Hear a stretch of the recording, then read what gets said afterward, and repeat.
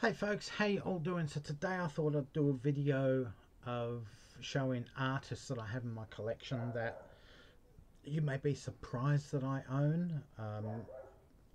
The idea came for this about a week ago, I guess, a few days ago. Lynn and I were watching something on YouTube and we were watching videos by one of these artists that I'm about to show. I'm not going to say which one because I want it to be a surprise when it comes up. And I was thinking to myself, oh my god, I bet nobody in the VC would believe that I own any albums by this particular artist. And then it got me thinking, I wonder if how many others there are that they may be surprised. Anyway, I managed to find 10. I picked out 8 CDs and 2 vinyl albums to come up with 10 artists. I'm not going to show every album that I have by all these artists, but I'll tell you how many I own, how many they've actually released in their collection, etc. I'll also probably, on a few of these, let you know my favourite albums by these artists, and maybe songs that if you're unfamiliar with, at least you can go back and go, oh, Lloyd said song A, B and C. I'll go on YouTube and go A, B and C and see what it's all about. Otherwise you may not even give a crap basically and not care. But anyway, one of these artists started back in the mid 1980s. The others started, most of them started in the late 1990s or around 2000. So they're more modern artists than classic rock artists. But nevertheless, they've all been around over 20 years now and could almost be considered, for their longevity in the music industry, whether you have heard of them or not. Anyway, let's quickly go through these. The first one I'm showing, it's not in any particular order. Korn. These guys have released 14 studio albums. This is the only one of their albums I own. This is their debut self-titled album. Their next 2 or 3 albums, maybe 4 albums, were good, but I just haven't bought them. Their modern stuff's more softer than what it used to be and a bit more commercially friendly, but nevertheless they are termed new metal sets. New as in NU hyphen metal. It's a subgenre of metal and it combines standard metal or traditional metal, funk, hip-hop and jazz at various times. This sort of new metal rarely has guitar solos, drum solos, all the stuff you get off classic metal. But it has a lot of modern influences to it. A lot of their tracks on their earlier albums, especially this one, deal with the sexual abuse and trauma suffered by their lead vocalist when he was a young child. I guess it's his way of counselling himself, for want of a better phrase at this stage, because even though it's deep and it's dark, it's still a very good album. I rate this as one of the greatest debut albums of the last 35 years, certainly being my top 40 debut albums of all time. The final song on this album is entitled Daddy. Now the lead singer's dad, father, except whatever you want to call him, was not his abuser. That's just the title of the song. It's harrowing, it's horrific and it's haunting. It's just one of those songs, once you've heard it you can't unhear it. It's a great end to the album in my opinion. It's just set, the whole album is set up for that last song. Absolutely brilliant. So Korn are on my list. Another one on my list, modern artist, everyone knows who she is, Lady Gaga. Let's put her right there. She's not just a pop icon, but a versatile vocalist. She can do everything from power ballads through to rock, through to dance music, to recording albums with the late great Tony Bennett. She can do any genre you think of and it comes across honest and sincerely. She is an excellent artist with a great octave range, and she's released about half a dozen albums. To me, I would go for her last solo, or second last solo album. I think it was the second last one. It's called Joanne or Joanna. It's basically an acoustic piano album with her vocals, and also the two she did with Tony Bennett. They're my go-to albums for Lady Gaga.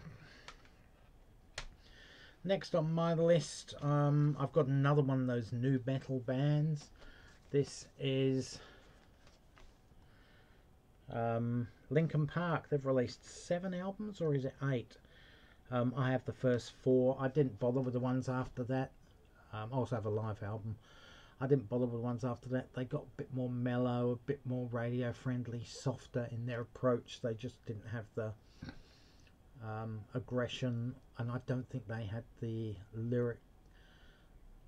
lyrical genius of their first 4 albums. Again, this band's lead singer had to deal with sexual abuse and trauma as a child, just like the lead singer of Korn.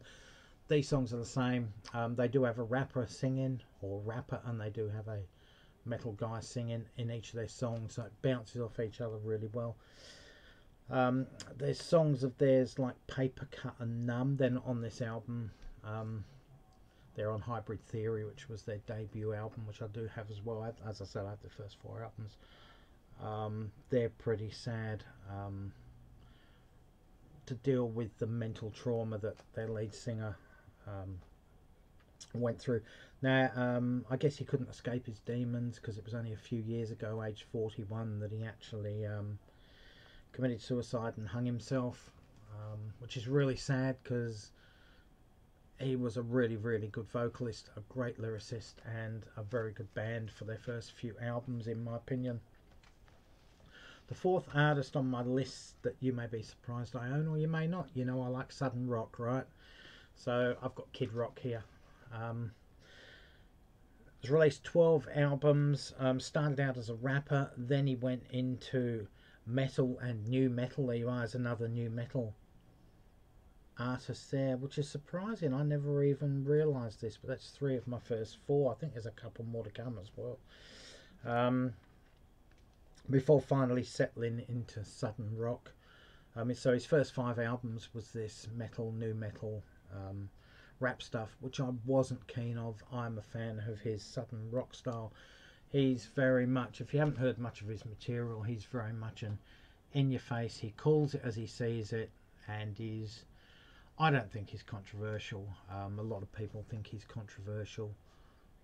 He just calls it as he sees it, from his upbringing and his life and what he's seen travelling around the world.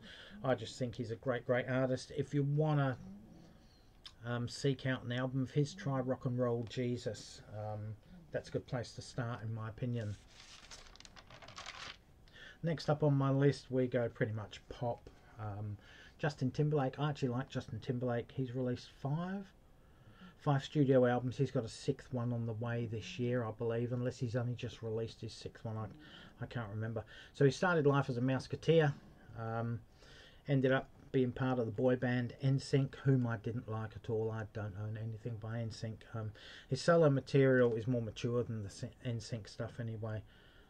Yes, there's pop, yes, there's dance, yes, there's modern R&B type stuff, but he also delves into soul on his solo albums, a little bit of rap. He had an album just before COVID, I think 2019, and that was pretty much a folky orientated album, very acoustic, folk driven, semi-country. I never got that album. That was his 5th album. I own his first 4. I did like that album, I just never got around to it. But yeah, he's got one released, it was just released last month, March 2024, from memory. I haven't even heard that, had no idea at the time till I was looking up this that it's been released. But yeah, if you want some decent pop music, Justin Timberlake could be one for you. Another artist you may or probably will be surprised that I own in my record collection, Rob Zombie. There he is. Very scary looking guy. That's exactly what he looks like. He looks like Roy Wood on steroids. So he's another new metal artist. He started life out as lead vocals for the metal band White Zombie in 1985. They split about 12-13 years later, after releasing 4 albums. He's released 7 as a solo artist. I have 5 of them, I think. I have 5 of Rob Zombie's solo albums. He's also a director producer of movies in the horror genre, A lot of his songs have a sarcastic, humorous side. Think of the song Cotton Eye Joe and install some thrash metal guitars, and that's basically what you've got with a Rob Zombie album or your average Rob Zombie album. Really good stuff. Yeah, it's almost, yeah, it is. It's Cotton Eye Joe meets metal, basically. He's very, very good artist. Hellbilly Deluxe, this is his debut solo album. This is probably his best album, in my opinion, if you want to give him a go at some point. Next up, we go pop again. One Direction. These guys started life on UK X Factor. They released 5 studio albums. I own all 5 of them. I also own Harry Styles' 3 solo albums, which I think are very good as well.